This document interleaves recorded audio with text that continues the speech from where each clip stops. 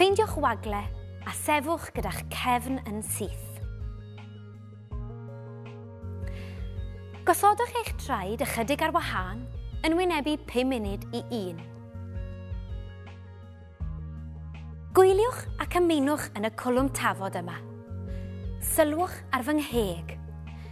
Fe'i perfformiaf yn ara deg iawn.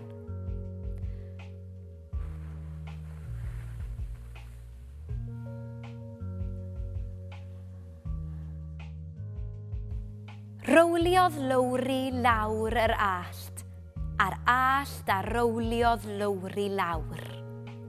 Barod i ymuno?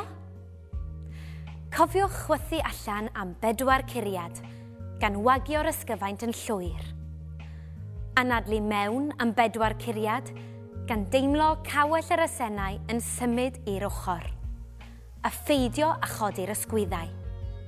Anadlwch allan 2, 3, 4, mewn, 2, 3, 4, a... Rowliodd lowri lawr yr allt, a'r allt a rowliodd lowri lawr. Y tro yma, dywedwch ychydig yn gynt ac mewn llais sibrwd, meddal a thyner. Barod? Anadlwch allan 2, 3, 4, mewn, 2, 3, 4, a... Rowliodd lowri lawr yr allt, a'r allt a rowliodd lowri lawr. Y tro yma yn uchel a chlir.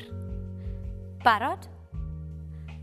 Anadlwch allan 2, 3, 4, mewn, 2, 3, 4, a...